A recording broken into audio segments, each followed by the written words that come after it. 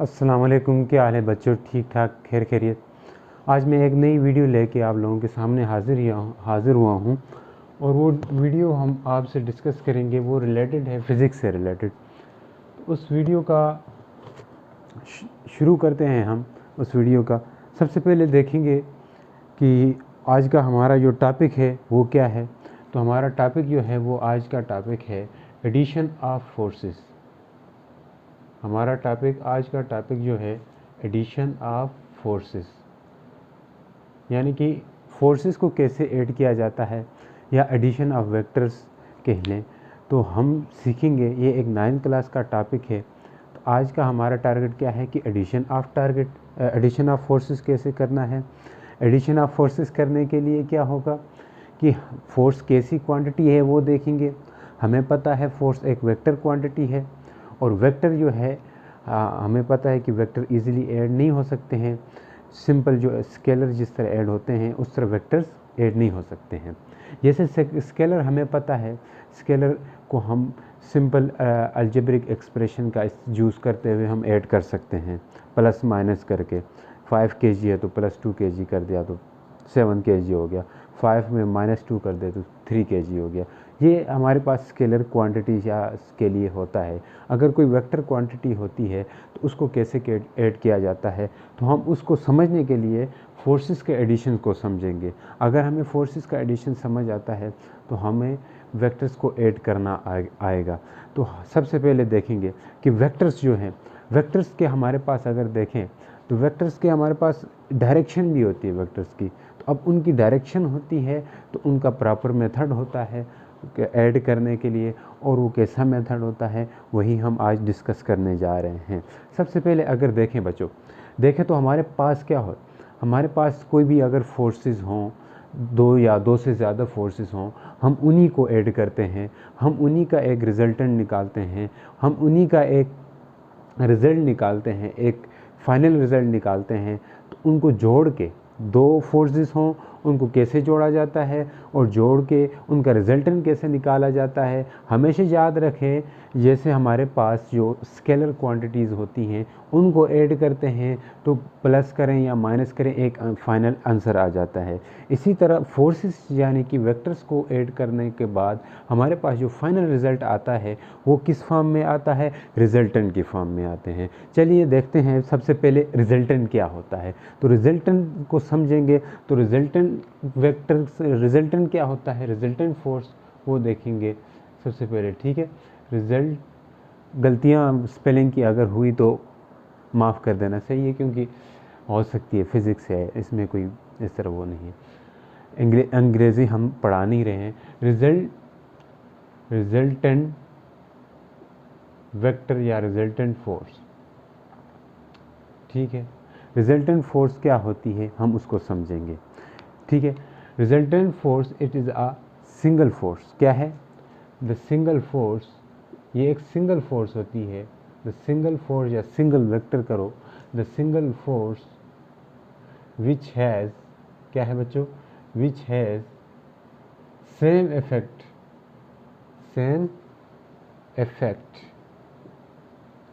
Effect as combined effect of all forces to be added, या आप ये कह लें the single force which has same effect या the single vector which has a same effect as combined effect of all vector to be added, वो resultant vector हो जाएगा। हम रिजल्टेंट फोर्स को देखते हैं, फोर्सेस का एडिशन हम कर रहे हैं तो हम रिजल्टेंट फोर्स को लिखेंगे। देखें, अगर हमारे पास ऐसा होता है कि दो वेक्टर्स हों या दो से ज़्यादा भी हो सकते हैं, तो वैसे तो ऐड करने के लिए, फोर्सेस को ऐड करने के लिए बहुत सारे तरीके हैं, बहुत सारे मेथड्स हैं।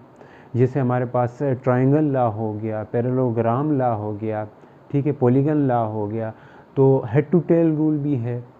तो हेड टू टेल रूल जो है 9th क्लास में पढ़ाया जाता है, तो हम वो डिस्कस करेंगे फ़िलहाल। तो बाकी रूल्स हम वक्तन फ़वक्तन करते रहेंगे आपके साथ डिस्कस। तो आज हम पढ़ेंगे, हमारे जो टॉपिक है वो क्या है, हेड टू टेल रूल है। हेड टू टेल रूल के ज़रिए हम देखेंगे कि वेक्टर्स को कैसे ऐड किया जाता है। तो सिंपल अगर देखें कि रिजल्टेंट कैसे होगा, मान ले अगर कि कोई फोर्स इस तरफ से है, हम इस डेफिनेशन को समझते हैं पहले, फिर हम हेड टू टेल की तरफ चलते हैं। यानी मान ले हमारे पास एक वेक्टर ए है या फोर्स ए है जो इसी डायरेक्शन में है, जो कि हॉरिजॉन्टल डायरेक्शन में है, एक्स एक्सिस में, और एक फोर्स कुछ इस तरह से है बी डायरेक्शन में। तो इन दोनों को जोड़ेंगे, जोड़ के हम एक रिजल्टेंट निकालेंगे। तो आइए वो रिजल्टेंट निकालते हैं। जैसे मान ले मैं इनका जो रिजल्टेंट होगा वो मैं यहाँ पे कर लूँगा। तो एक डायरेक्शन ये है, एक डायरेक्शन फिर ये होगी। अब मुझे नहीं पता भाई इसको जोड़ने का है, अब किस हिसाब से जोड़ रहे हैं वो हम आगे सीखेंगे, ठीक है। तो अब हम सिर्फ यही निकालते हैं कि रिजल्टेंट, यानी कि इनका कैसे कंबाइन इफेक्ट होता है वो देखेंगे। तो अब देखें इन दोनों का ये रिजल्टेंट कहलाएगा, जो आखिर में आएगा वो क्या कहलाएगा, रिजल्टेंट आर वेक्टर, यानी कि रिजल्टेंट वेक्टर कहलाएगा। अब इस रिजल्टेंट का उतना ही इफेक्ट होगा, उतना ही इसका यहाँ पे इसकी बात चलेगी जितनी इन दोनों की है। बात चलेगी मतलब कि भाई जितना ए का असर है या जितना बी का असर है, इन दोनों का जो असर है उस जितना असर ये अकेला इफेक्ट डाल सकता है, उस जितनी फोर्स इस अकेले की हो सकती है रिजल्टेंट की, क्योंकि ये आंसर है, ये इक्वल है। तो हम लिख सकते हैं ए प्लस बी जो है वो इक्वल हो सकता है आर के, क्योंकि इन दोनों का इफेक्ट जो जोड़ के जो कंबाइन इफेक्ट है वो इक्वल होगा इस आर के, मतलब रिजल्टेंट के, ठीक है। तो डेफिनेशन भी यही कह रही है कि जो आर है वो एक वेक्टर है, मींस एक सिंगल फोर्स है, और इस आर का जो कंबाइन, इस आर का उतना सेम इफेक्ट होगा जितना इन दोनों का कंबाइन इफेक्ट है, मतलब ए और बी का कंबाइन इफेक्ट है उसके इक्वल होगा। और यहाँ पे भी हमने इक्वल लिखा है, ठीक। अब हम चलेंगे एक नेक्स्ट टॉपिक की तरफ, ये हेड टू टेल रूल की तरफ। इसी को समझते हुए हम हेड टू टेल रूल पढ़ेंगे और हेड टू टेल रूल के पॉइंट्स को समझेंगे, ठीक है। मैं पॉइंट्स लिखवाऊंगा, आप उनको देखिएगा। चलो इसको मिटा देते हैं, इसको समझा है तो अब मिटाने की ज़रूरत है, ठीक है। एडिशन ऑफ फोर्सेस करेंगे या एडिशन ऑफ वेक्टर करेंगे by using head to tail rule. तो देखिए आइए हम देखते हैं अब हेड टू टेल रूल क्या है, ठीक है। Head to tail rule, head to tail rule क्या कहता है, फोर्सेस को कैसे जोड़ो, उसके कुछ नियम, कुछ कवानीन है, ठीक है। तो उन कवानीन को देखेंगे कि हेड टू टेल क्या कहता है और सबसे पहले क्या चीज़ें चाहिए होती है ऐड करने के लिए, वो हम देखेंगे। तो आइए हम देखते हैं। तो head to tail rule, head to tail rule की मदद से हम वेक्टर्स को ऐड कर सकते हैं, ये बात हम पहले कह चुके हैं आपसे। तो अब हम हेड टू टेल रूल से ही हम आगे फोर्सेस को ऐड करेंगे, दो या दो से ज़्यादा फोर्सेस को। सबसे पहले हेड टू टेल रूल क्या कहता है, सबसे पहले ये कहता है टेक ए सुटेबल स्केल, क्या बोलता है, take a suitable scale, suitable scale, यानी कि एक सुटेबल स्केल बनाओ, यानी कि that is x y plane, या एक्स वाई प्लेन का हो या कार्टेशियन प्लेन, क्या है, x y plane, x y plane बनाओ, ठीक है। फिर क्या बोलता है, आपने, आपके पास तो पहले से वेक्टर्स होंगे, फोर्सेस होंगी, उनको आपने क्या करना होता है, ऐड करना होता है। फिर क्या बोलता है, जैसे मान ले मैं इधर साइड पे करके वो चीज़ें बनाता हूँ, यानी कि ये मैंने क्या बनाया, एक देखें, ये मैं बना रहा हूँ एक सुटेबल स्केल, एक सुटेबल स्केल मतलब एक एक्स वाई प्लेन बनाया है मैंने, कुछ भी नहीं, एक एक्स वाई प्लेन बनाया है जो कि मैंने यहाँ पे ड्रा किया, ठीक है। इस एक्स वाई प्लेन जो कि सुटेबल स्केल मान ले, ये एक्स एक्सिस है, ये वाई एक्सिस है, ये एक्स एक्सिस है, ये वाई एक्सिस है, कुछ भी नहीं। अब सबसे पहला पॉइंट क्या था कि एक सुटेबल स्केल बनाए, वो बना दिया। फिर मान ले दूसरा पॉइंट क्या है कि draw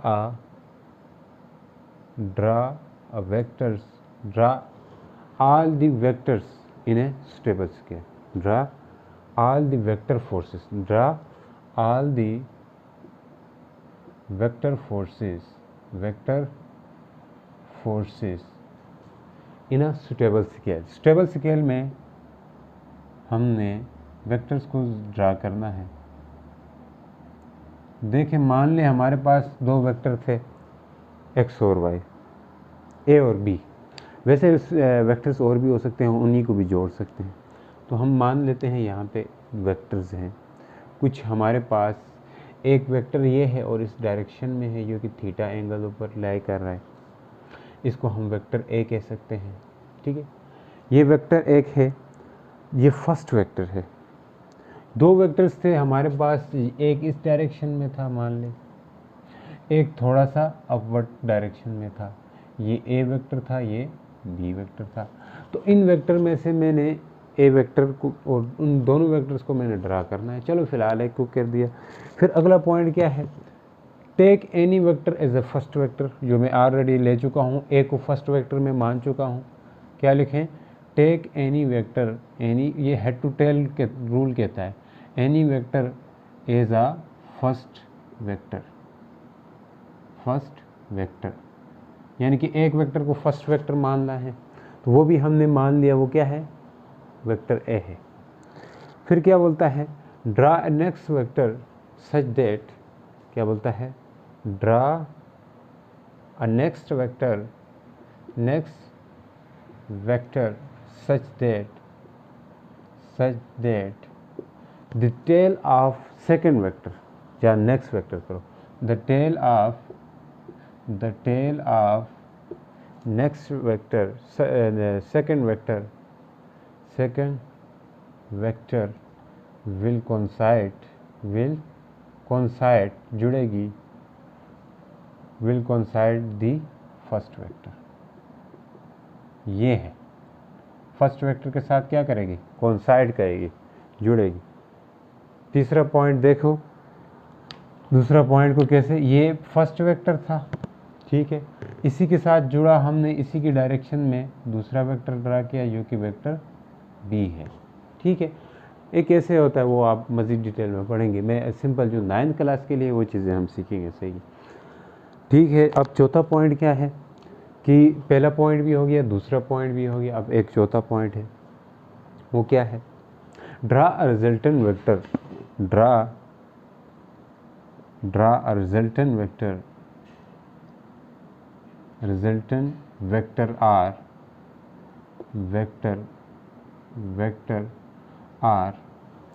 resultant vector R draw करना है, जो कि दोनों का कंबाइन इफेक्ट, दोनों का जो कंबाइन इफेक्ट है उसके बराबर का इफेक्ट रिजल्टेंट का होता है, तो इसलिए हम रिजल्टेंट ड्रा करेंगे उनका। ठीक है, ड्रा अ रिजल्टेंट वेक्टर, ठीक है, such that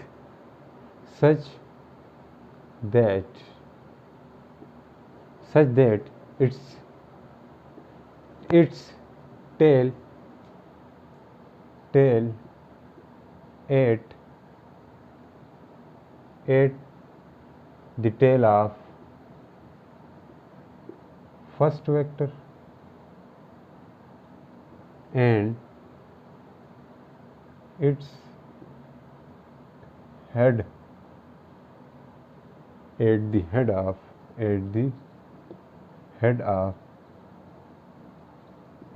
of second vector, its head मतलब रिजल्टेंट की head, its head at the head of second vector। ये पॉइंट्स हैं। जैसे मान ले यहाँ पे क्या है कि मैं एक रिजल्टेंट ड्रा करता हूँ और रिजल्टेंट की उसकी जो टेल है उसको फर्स्ट वेक्टर की टेल के ऊपर रखना है, और उसकी हेड जो है वो सेकंड वेक्टर बी था उसकी हेड के ऊपर रखना है। तो ये हमारे पास आ गया एडिशन ऑफ फोर्सेस। ये ऐड किए हमने, जो कि दो वेक्टर दिए हुए थे डिफरेंट डायरेक्शन में, तो उनको हमने ऐड किया है कुछ इस तरह की। पहले एक वेक्टर को ड्रा किया, फिर हमने उसके बाद दूसरे वेक्टर को ड्रा किया, फिर उन्हीं दोनों वेक्टर का एक रिजल्टेंट बनाया, और रिजल्टेंट जो है वो कैसे ड्रा किया कि रिजल्टेंट का जो टेल है उसको हमने पहले वाले की टेल के ऊपर रखा, और रिजल्टेंट की जो हेड है उसको हमने दूसरे वाले की हेड के साथ जोड़ के रखा। तो यही था आज का लेक्चर। तो आई होप कि आपको कोई कन्फ्यूजन नहीं होगी कि जो चीज़ें थी सिंपल चीज़ें थी, 9th क्लास से रिलेटेड थी, तो वो चीज़ें आपसे डिस्कस कर गए। तो इंशाल्लाह फिर मिलते हैं नेक्स्ट वीडियो में। अल्लाह हाफ़िज़।